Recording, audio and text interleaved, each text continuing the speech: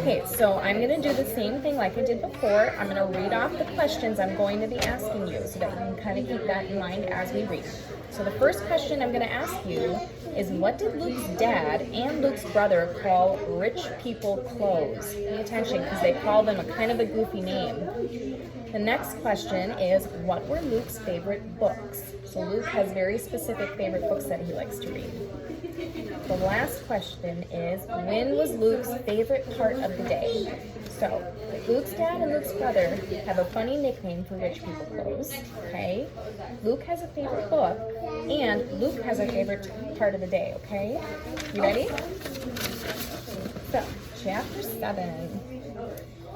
By mid-September, Luke's days had fallen into a familiar pattern. He got up at dawn just for the chance to sit on the stairs and watch the rest of his family eat breakfast. They all rushed now. Mother had to be at the factory by 7. Dad was trying to get all the machinery in working order before harvest, and Matthew and Mark were back in school. Only Luke had time to linger over his undercooked bacon and dry toast. He didn't bother asking for butter because that meant someone would have to stand up and bring it over to him. All the while pretending for the sake of the open window that they'd just forgotten something upstairs.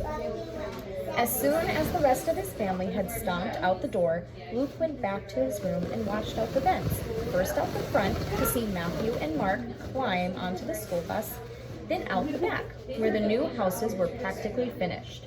They were mansions as large as the Garner's house and barn put together.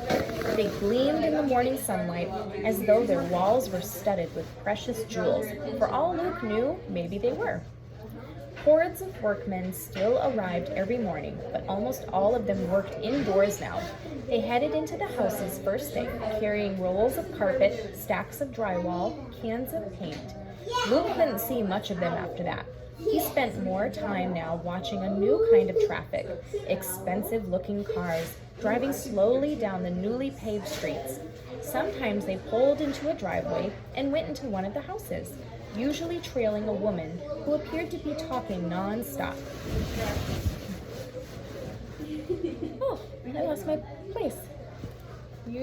Oh, there she is right there. Okay, it had taken Luke a while to figure it out. He certainly hadn't dared ask anyone else in his family, but he thought maybe the people were thinking about buying the houses. Once he realized that, he studied each potential neighbor carefully. He'd overheard Mother and Dad marveling that the people moving into the new houses were not just going to be city people, but barons. Barons were unbelievably rich, Luke knew. They had things ordinary people hadn't had in years.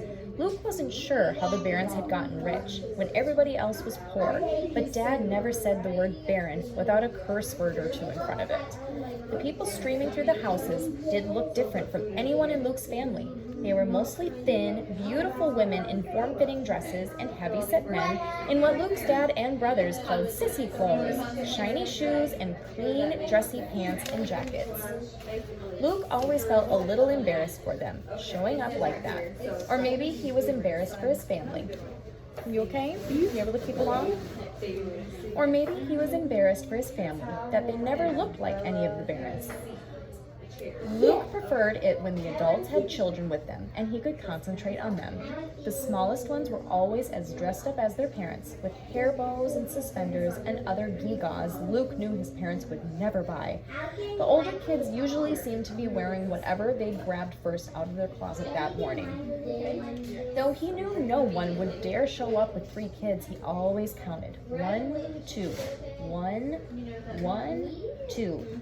Real quick before I go on, why do you think he's counting the kids? Do you remember the rule? Because the government only allows 3 people. No, 2. Yep. If you have 3 people, the population of police will come. Exactly. So they're only allowed 1 to 2 kids per family, right? Okay. What if a family with just 1 kid moved in behind them, and he sneaked into their house and pretended to be their second child? He could go to school, go to town, act like Matthew and Mark. What a joke. Luke living with barons. More likely he'd be shot for trespassing or turned in. When he began thinking things like that, he always jumped down from his perch by the vent and grabbed a book from one of the dusty stacks by the eaves. Mother had taught him to read and do math as much as she knew herself. At least we have a few books for you, she often mumbled sadly when she left in the morning.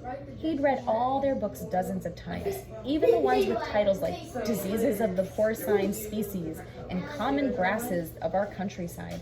His favorites were the handful of adventure books, the ones that let him pretend he was knight fighting a dragon to rescue a kidnapped princess, or an explorer sailing on the high seas, holding tight to a mast while a hurricane raged about him.